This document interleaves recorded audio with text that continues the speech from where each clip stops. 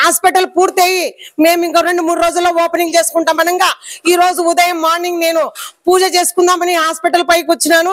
లోపల నేను ఉన్నాను, బయట మా వాచ్మెన్ ఉన్నాడండి. ఈయన సత్యనారాయణ రెడ్డి 30 మందితోటి గంజాయి దాపిచ్చి, మందు దాపిచ్చి, వెపన్స్ తోటి కత్తులు సుత్తులు అన్ని తీసుకొని మమ్మల్ని చంపుతానని నన్ను పరిగెత్తించినాడు.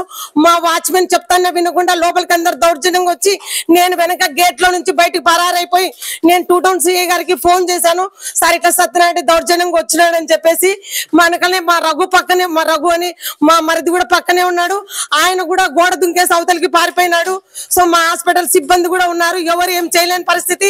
ఆయన దౌర్జన్యంగా మా హాస్పిటల్ దౌర్జన్యం చేసినాడు.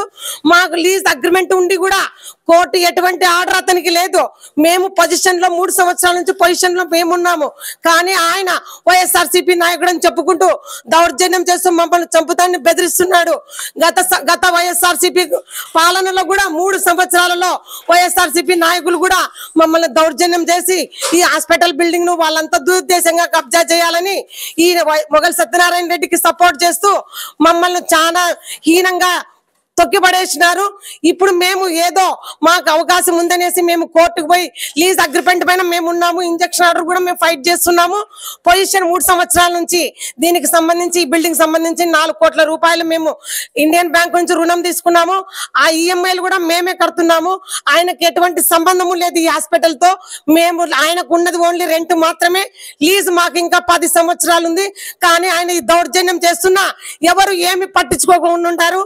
నేను 3 రోజుల కిందట ఆయన ఇంటి దగ్గర ఆటోలో వెపన్స్ అన్ని 3 సంచులలో దింపినాడని చెప్పేసి నేను 2 టౌన్ సిఐ గారికి ఫోన్ చేశానండి. సార్ నాకు ఇంటి దగ్గర నుంచి సమాచారం వచ్చింది, అతను 3 సంచులలో కత్తులు, కొడవళ్ళు, సుత్తులు మొత్తం వెపన్స్ దించినాడు, మారణాయుధాలని. మరియు 3 రోజుల కిందట మా అన్న ప్రసాద్ అనే వ్యక్తికి ఫోన్ చేసి సత్యనారాయణ రెడ్డి అనుచరుడైనటువంటి చియేడు సాయినాథ్ రెడ్డి ఫోన్ చేసి ఇక వాళ్ళ సంగతి అయిపోయింది, వాళ్ళకేం లేదు, ఇంకా ఏం చేసుకుంటారో చేసుకోండి, దీంట్లో ఎవరేం లేరు, వాళ్ళని ఏమైనా చేస్తారని చెప్పినాడు. ఈ విధంగా కూడా మాకు బెదిరింపులు జరిగినాయి. మేము 70% షేర్ హోల్డర్స్, దీంట్లో బిల్డింగ్ ఓనర్స్ మేము. లీజ్ మాకు 10 సంవత్సరాలు లీజ్ ఉంది. ఏ విధంగా మాకు న్యాయం జరగాలో మీరే చెప్పండి. ప్రజలకు న్యాయం చేయమని నేను గౌరవనీయులైనటువంటి చంద్రబాబు నాయుడు గారిని మరియు లోకేష్ గారిని అందరినీ వేడుకుంటున్నానండి. వైఎస్ఆర్సీపీలో మాకు ఇంత దౌర్జన్యం జరిగింది. ప్రతి ఒక్క నాయకులను కూడా కాళ్ళు పట్టుకొని కూడా ముక్కినాము. సార్ మాకు న్యాయం చేయండి. మేము వాళ్ళు డాక్టర్ వృత్తిలో ఉన్నారు, వాళ్ళు ఏ విధమైనటువంటి సహాయం లేదు వాళ్ళకు.